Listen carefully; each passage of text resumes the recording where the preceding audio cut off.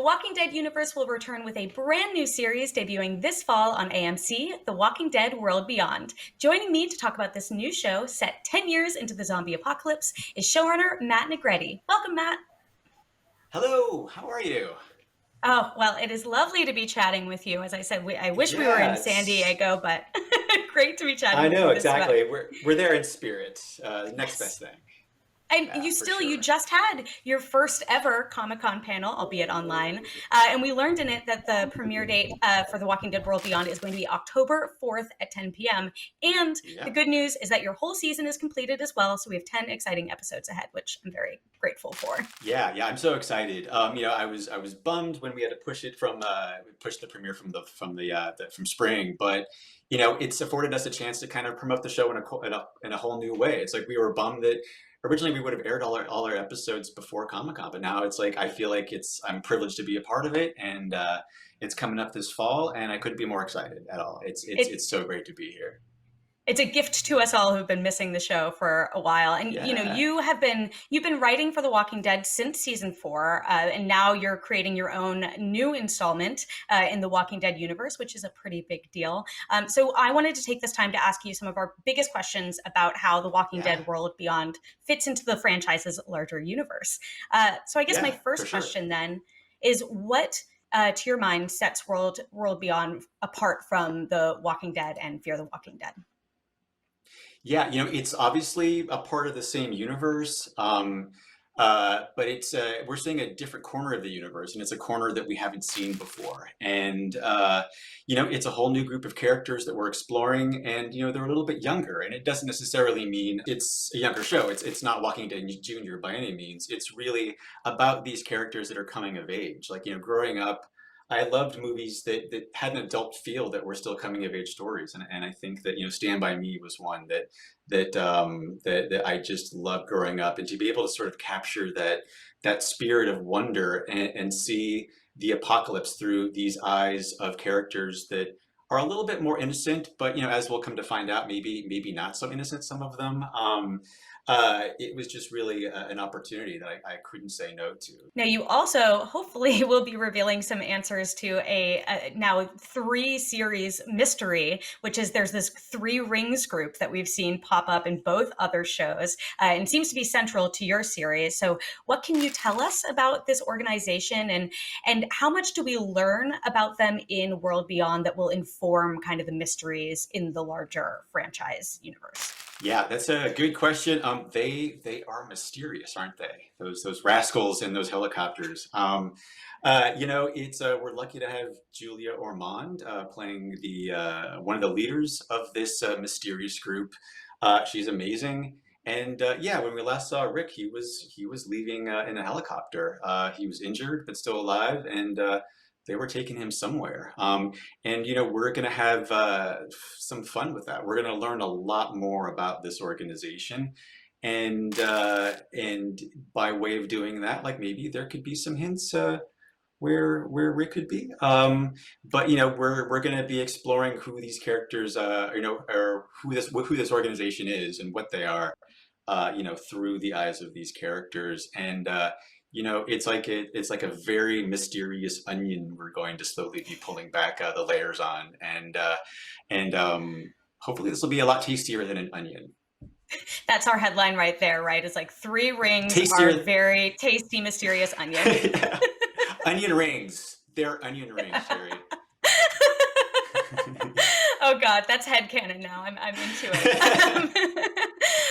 it. Beyond this group, when Fear came out, it and The Walking Dead found really fun and interesting ways to kind of intersect and complement each other. And so I'm curious, can you speak to how you're envisioning World Beyond will intersect, overlap, or complement kind of the other 2 series beyond this Three Rings group? Yeah, it's I think the other thing that's really cool about this series is we're seeing how other groups live.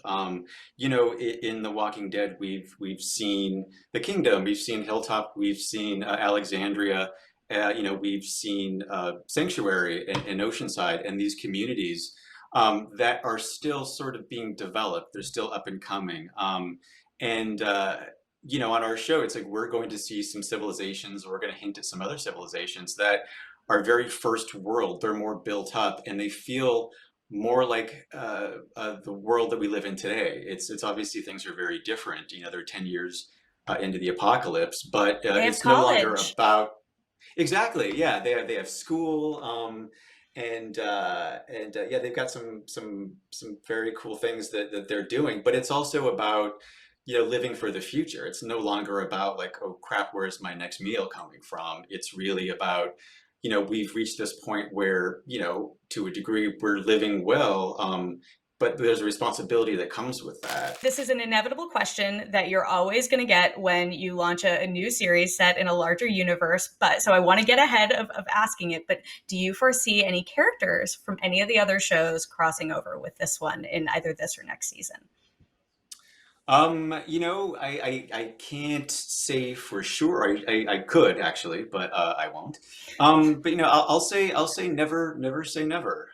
There's always the possibility. It's like we are a show that is part of a larger universe, and it's who's to say if we won't see someone on this show or someone on the show on another show.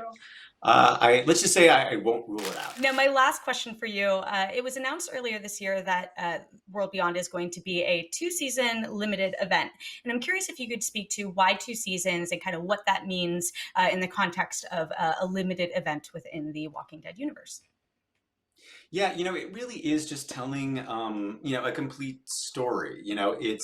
It's really about, taking these characters and seeing them grow up, and the thing that has been, I would say challenging, but also exciting. It's an exciting challenge. Is you know, creating something that feels like it has two chapters, but two very distinct chapters. Like it's I'm neck deep into writing season 2 right now with our writers room, and they're all amazing. And it's like I think part 1 is really about uh, it starts innocent, and it ends in this place where like innocence is lost, I think, to a degree, and then part 2 is really about what happens when you lose some of that innocence, and who do you become at that point. And as the show keeps going, the thing that I'm so excited about is watching the pilot. It's going to feel innocent in a way, and that was always the goal. But like as the show goes on, the challenges get harder and harder,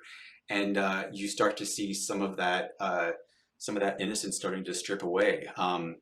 Not unlike layers of an onion. I'm coming back to that metaphor, Terry. I'm But keeping that in the but headline. It's got to happen. it's in all seriousness, it's just telling a complete story, which is something that it feels different, and it's another example of how the show is going to feel different than the others. Well, awesome. Thank you so much, Matt, for talking with us today. The Walking Dead World Beyond airs on October 4th on AMC after the long-awaited season 10 finale of The Walking Dead. Yes. Can't wait to check it out. Thank you. Cool. Thank you. It was so great to talk to you, and yeah, watch the show. It's awesome.